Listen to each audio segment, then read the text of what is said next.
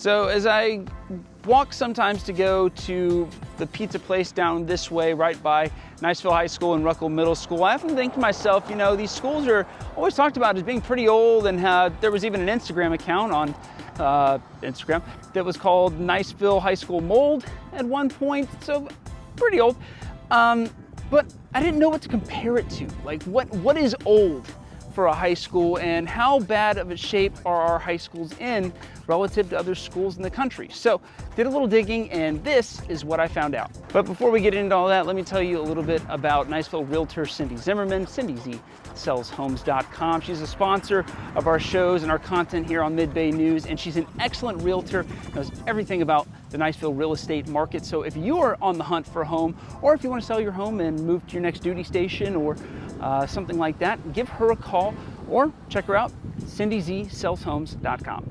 We got to find a baseline to compare our schools to other schools around the country, because if all the schools are falling apart, maybe we're not as bad off as everybody else. Well, a plurality of schools in America were built to accommodate the baby boom. Once those kids were out into the workforce, they decided they didn't need any more schools, and the construction of new schools slowed down, especially after 1980. Now, according to the Building Design and Construction Network, the average age of an American school building is 49 years old, built in 1976, just in time for America's bicentennial and the height of the number of baby boomers in schools. Since then, the number of kids in schools has only increased. In 1976, about 35 million school-aged children between 6 and 17 lived in the United States. In 2024, stats.gov says there are almost 50 million school-aged children here in the U.S. The National Center for Education Statistics, a government agency as you might have guessed, said that, quote,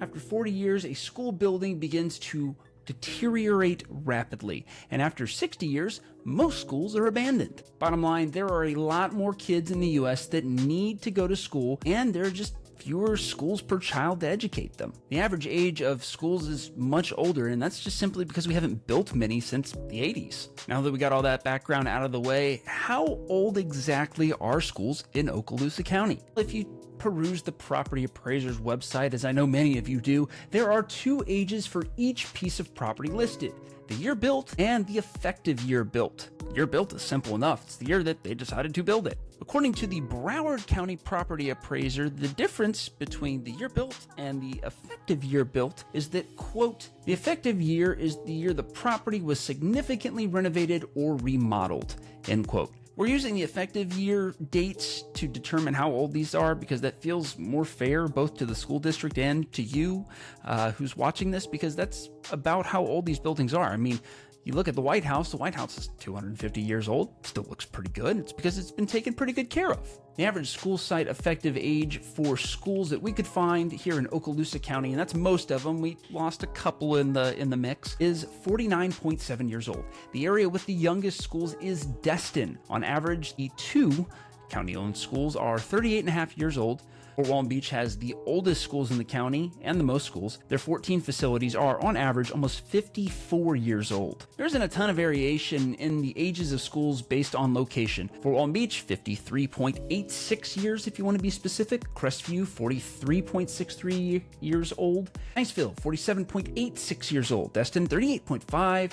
North County, so that's basically Laurel Hill and Baker, 51.5 years old. Okaloosa County schools, as a general rule, tend to stick with the national average for how old schools are everywhere. The benchmark that we should begin to think about replacing schools when they're 40, and that they pretty much bottom out in effectiveness by the time they turn 60. We have some decent metrics to use. 71% of our schools in Okaloosa County are older than 40 years old. According to the U.S. Department of Education, about 1 in 5 are older than 60 or at abandonment time. That leads us to our next question.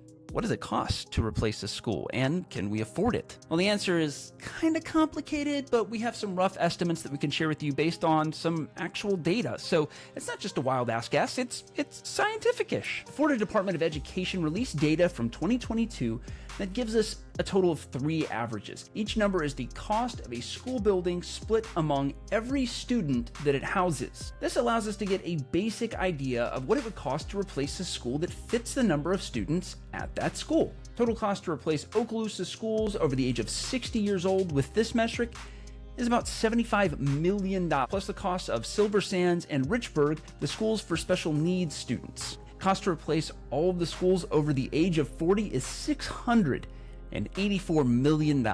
For an idea of scale, the Okaloosa County School District's half-cent sales tax was projected to raise about $250 million over 10 years. So the short answer to the long question, can we afford to replace our schools, is that it kind of depends on what we're willing to be taxed. In 2020, voters passed a half-cent sales tax that I mentioned just a couple minutes ago to help repair and possibly build new schools here in Okaloosa County. As of this video, they've re-roofed schools, they've updated air conditioners, built cafetoriums and multi-purpose gymnasiums.